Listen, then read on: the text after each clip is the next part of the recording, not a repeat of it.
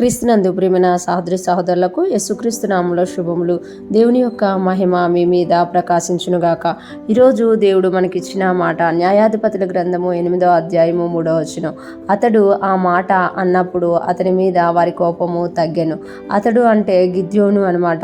ఆ మాట అన్నప్పుడు అంటే ఏ మాట అనేది మనకు తెలియాలి అని అంటే గిద్యోను ఇక్కడ ఏం చేస్తున్నారో మనం చూడం. ఎప్పుడైతే ఇశ్రాయేలీలు న్యాయాధిపతి లేనప్పుడు మిద్యానీయులు ఇశ్రాయేలు మీద అధికారం తీసుకొని వారి సంపదనంతా దోచుకున్నప్పుడు దేవుడు గిద్యోన్ని ఏర్పరచుకున్నట్టుగా మనము చూడగలమంట. గిద్యోన్ని ఏర్పరచుకొని ఒక్క మనుషుని నువ్వు కొట్టినట్లు మిద్యానీయులందరినీ నీ చేతికి అప్పగిస్తానని దేవుడు గిద్యోన్ని ధైర్యపరిచినప్పుడు, గిద్యోను ఒక మాట సెలవిచ్చినప్పుడు చాలామంది ఇశ్రాయేలు వస్తారు. కానీ దేవుడు అంటాడు కదా, వీళ్ళందరూ ఎక్కువైపోతారు, కొంచెం మందితోనే నేను నీకు విజయం ఇస్తానని చెప్పి గిద్యోనుని సిద్ధపరిచి కొంతమందితో 300 మందితో వెళ్ళి మిద్యానీయులను జయించి వచ్చినప్పుడు ఎఫ్రాయిమీయులు 8వ అధ్యాయం 1వ వచనంలో మనం చూస్తే ఎఫ్రాయిమీయులు గిద్యోనుతో అంటున్నారు కదా, నువ్వు మమ్మల్ని ఎందుకు పిలవలేదు అన్నప్పుడు గిద్యోను ఒక మాట అంటారన్నమాట. మనం 2వ వచనం చదువుకుంటే అందుకు అతడు, మీరు చేసినది ఎక్కడ, నేను చేసినది ఎక్కడ,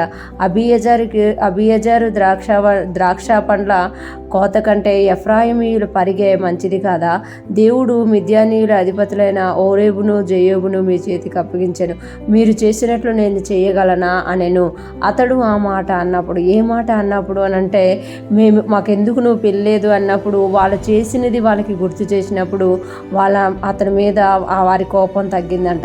చాలాసార్లు చూడండి, మనం కూడా కొన్నిసార్లు ఇతరులతో మాట్లాడుతూ ఉంటాము, ఎందుకు మీరు మమ్మల్ని పిలవలేదు, ఎందుకు మీరు మమ్మల్ని భాగస్తులుగా చేసుకోలేదు, ఎందుకు మాతో మీరు కలవలేదు అన్నప్పుడు మనం ఆడే మాట అవతల వారి కోపాన్ని తగ్గించేదిగా ఉంటుందా లేకపోతే ఎక్కువ చేసేదిగా ఉంటుందా అనేది ఇక్కడ మనం చూస్తే గిద్యోను మాట్లాడినప్పుడు అంట ఎఫ్రాయిమీల కోపం అతని మీద తగ్గిపోయింది. ఆ మాట అన్నప్పుడు అంటే ఏ మాట అన్నప్పుడు అంటే సందర్భ సహితమైన మాటగా మనం ఇక్కడ చూడగలమంట. అందుకే సొలొమోను మహారాజు అంటారు కదా, సమయోచితమైన మాట అంట చిత్రమైన వెండి పళ్ళెంలో పెట్టబడిన బంగారు పండ్ల వంటదంట. అంటే సమయోచితంగా మనం పలికే మాట ఆ ఎదుటి వ్యక్తిలో ఒక కార్యాన్ని చేస్తుంది అనమాట. కార్యము చేయడమే కాదు, ఆ ఎదుటి వ్యక్తికి మన మీద ఉన్న ఒపీనియన్ని కూడా మారుస్తుంది అనమాట. ఇక్కడ గిద్యోను మీద వారు కోపంతో వచ్చారు, కానీ గిద్యోను అక్కడ ఆ మాట అన్నప్పుడంట అతని మీద వారి కోపము తగ్గెను అనమాట. చాలాసార్లు మనం కూడా మాట్లాడుతూ ఉంటాము,